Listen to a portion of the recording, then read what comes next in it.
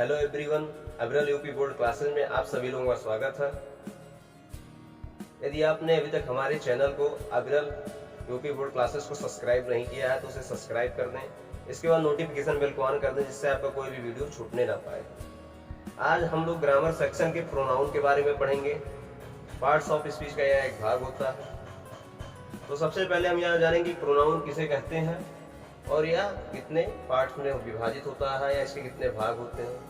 तो सबसे पहले प्रोनाउन, जिसे हम लोग हिंदी में सर्वनाम कहते हैं।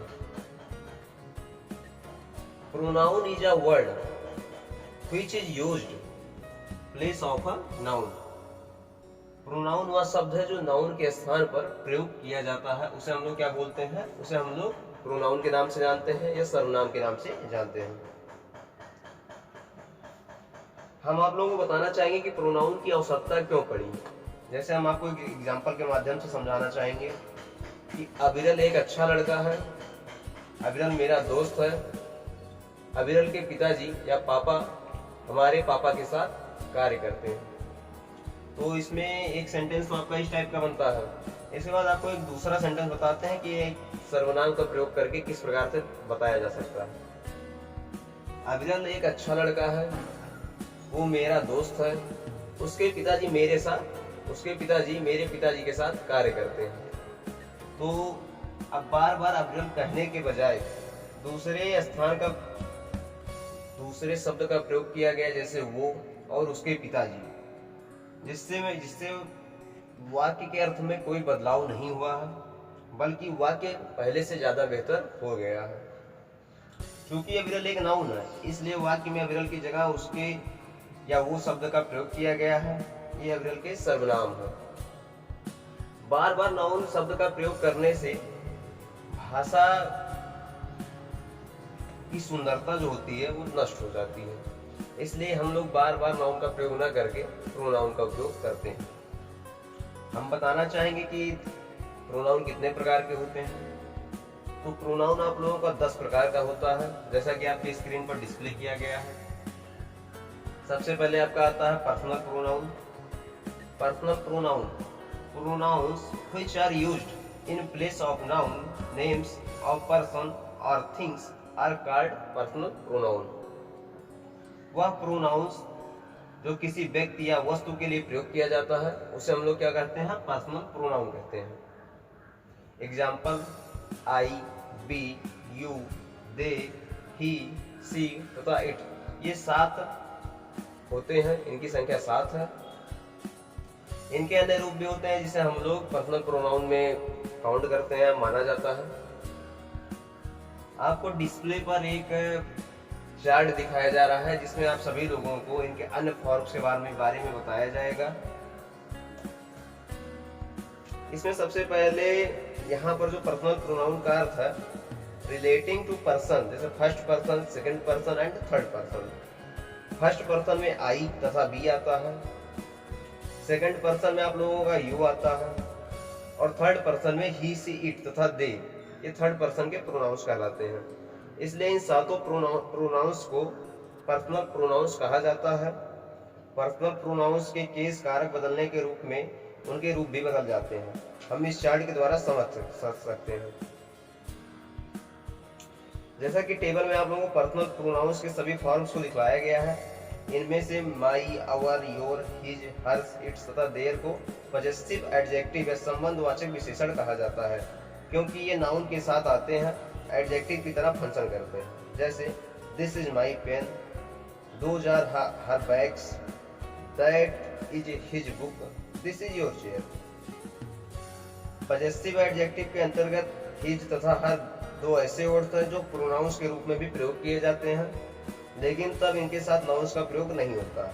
जैसे दिस शर्ट इज हिज, इसमें जो हिज है वो प्रोनाउन के रूप में प्रयोग किया गया है। I do not talk to her, इसमें जो हर है वो भी प्रोनाउन के रूप में यूज किया गया है। कभी कभी एडजेक्टिव और प्रोनाउन में फर्क करने में हमें कंफ्यूजन होता है। यहाँ पर समझ लेना आवश्यक है कि प्रोनाउन का प्रयोग नाउन के बदले में होता है, इसलिए प्रोनाउन के वह प्रोनाउन एडजेक्टिव में चेंज कर दिया जाता है, क्योंकि इस कंडीशन में अपने बाद आने वाले नाउन जो क्वालिटी या विशेषता को बतलाते हैं। सेकंड नंबर पे आपका आता है रिफ्लेक्सिव प्रोनाउन, जिसे हम लोग निजवाचक सर्वनाम कहते हैं। निजवाचक सर्वनाम क्या होता है? पर्सनल प्रोनाउन के अंत में सिंगुलर में सेल्फ तथा प्लूरल में सेल्फ लगाकर जो प्रोनाउंस बनाए जाते हैं उन्हें हम रिफ्लेक्सिव प्रोनाउंस कहते हैं। जब वाक्य में सेल्फ प्रोनाउन के प्रयोग से काम करने का प्रभाव स्वयं या खुद कर्ता पर पड़ता प्रतीत हो तब हम कहेंगे कि यह रिफ्लेक्सिव प्रोनाउन है। यदि किसी वर्ब का सब्जेक्ट और ऑब्जेक्ट एक ही व्यक्ति या वस्तु रहे तो ऑब्जेक्ट के लिए हम रिफ्लेक्सिव प्रोनाउन का प्रयोग करते हैं। इसे हम लोग एग्जाम्पल के माध्यम से समझेंगे। जैसे ही स्पॉइल्ड हिमसेल्फ, उसने अपने आप को बर्बाद कर दिया।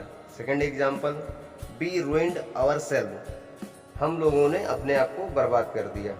यहाँ पर जो आपको बर्बाद कर दिया शब्द है हिमसेल्फ, ये आपका रिफ्लेक्सिव प्रोनाउन कहलाता है।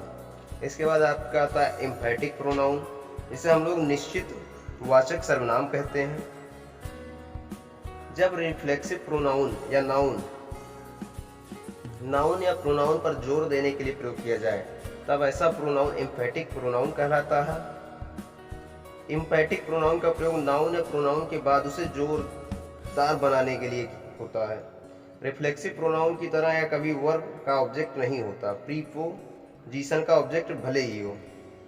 रिफ्लेक्सिव प्रोनाउन का प्रयोग हमेशा अपने आप को के अर्थ में होता है और एम्फैटिक प्रोनाउन का स्वयं खुद आपके अर्थ में होता है। जैसे एग्जाम्पल के माध्यम से, ही हिमसेल्फ डिड दिस, उसने स्वयं या खुद ऐसा किया। Second example, they themselves took the decision, उन्होंने स्वयं खुद निर्णय लिया। इसके बाद आपका आता है पजेसिव प्रोनाउन। पजेसिव प्रोनाउन को अधिकारवाचक सर्वनाम कहा जाता है। जिस प्रोनाउन का प्रयोग अधिकार और स्वामित्व का बोध कराने के लिए किया जाता है उसे हम लोग पजेसिव प्रोनाउन कहते हैं। जैसे mines, ours, yours, hers, his तथा दियर्स पजेसिव प्रोनाउंस हैं। इनका प्रयोग अधिकार दिखाने के लिए किया जाता है। First example, this table is mine, यह मेरा मेज है।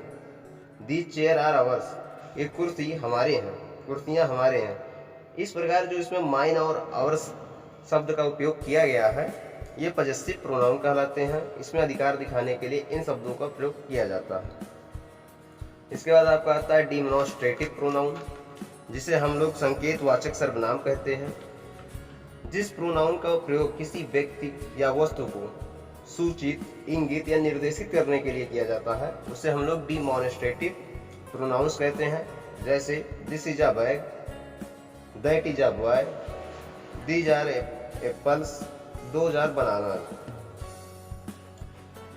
इसमें दिस, दैट, दीज, दोज यही सब डिमोन्स्ट्रेटिव प्रोनाउंस कहलाते हैं। इसके बाद आपका 6 नंबर पे आता है इंट्रोगेटिव प्रोनाउन, जिसे हम लोग प्रश्नवाचक सर्वनाम कहते हैं। जिस प्रोनाउन का प्रयोग प्रश्न पूछने के लिए किया जाता है उसे हम लोग इंट्रोगेटिव प्रोनाउन कहते हैं। इसमें हु कौन है किसने, व्हिच कौन है किसने और व्हाट माने क्या इंट्रोगेटिव प्रोनाउंस हैं। इनका प्रयोग विभिन्न अर्थों में होता है। जैसे हु का प्रयोग मनुष्य के लिए होता है, जैसे who has written this letter. Second, जैसे व्हिच का प्रयोग मनुष्य या वस्तु दोनों के लिए होता है जबकि चॉइस रिस्ट्रिक्टेड हो। जैसे which of the pens do you want, which of the students are absent. इसके बाद आपका 7 नंबर पे आता है रिलेटिव प्रोनाउन। रिलेटिव प्रोनाउन को हम लोग हिंदी में बोलते हैं संबंधवाचक सर्वनाम।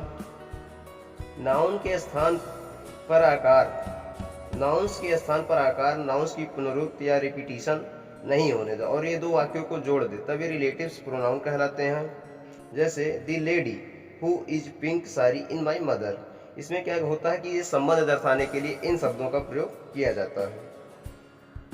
इसके बाद आप 8वें नंबर पे आप लोगों का आता है इंडेफिनिट प्रोनाउन, अनिश्चयवाचक सर्वनाम। जिस प्रोनाउन से किसी निश्चित व्यक्ति या वस्तु का बोध नहीं हो उसे हम लोग क्या कहते हैं, उसे हम लोग इंडेफिनिट प्रोनाउन कहते हैं। जैसे one should keep once promise. Second example है आप लोगों का एनीबॉडी कैन डू दिस, क्या कोई व्यक्ति इसे कर सकता है। तो इसमें जो संज्ञा होता है वो, इसके बाद हमारा 8वें नंबर पे आता है डिस्ट्रीब्यूटिव प्रोनाउन, जिसे हम लोग व्यष्टिवाचक सर्वनाम कहते हैं। इसमें क्या होता है, जब ईच, आइदर तथा नाइदर का प्रयोग प्रोनाउन के फॉर्म में होता है तब उसे डिस्ट्रीब्यूटिव प्रोनाउन कहते हैं। इसका प्रयोग दो या दो में से एक को अलग करने के लिए किया जाता है। जैसे each of the boys is laborious, प्रत्येक लड़का मेहनती है। सेकंड आपका है either of the two pens will do, दोनों में से किसी कलम से काम चलेगा। इस प्रकार आपका डिस्ट्रीब्यूटिव प्रोनाउंस होता है। इसके बाद आप लोगों का आता है सबसे लास्ट में रेसिप्रोकल प्रोनाउन। इसमें क्या होता है, इसको हम लोग हिंदी में पारस्परिक वाचक सर्वनाम बोलते हैं। इसमें ईच अदर और वन अनदर को रेसिप्रोकल प्रोनाउन कहते हैं। जैसे Radha and Krishna love each other. Second है आपका the four brothers love one another. इस प्रकार आपका जो प्रोनाउंस का भाग होता है ये समाप्त होता है। इसमें आपको 10 प्रकार के प्रोनाउंस के बारे में बता दिया गया है। यदि आप लोगों को प्रोनाउंस में कोई प्रॉब्लम होती है, समझने में कोई दिक्कत होता है, तो आप डाउट को कमेंट सेक्शन में आसानी से पूछ सकते हैं। यदि आपको यह वीडियो पसंद आया है तो लाइक और कमेंट करना ना भूलें और इसे अपने अन्य साथियों के साथ शेयर कर दें। जय हिंद, वंदे मातरम।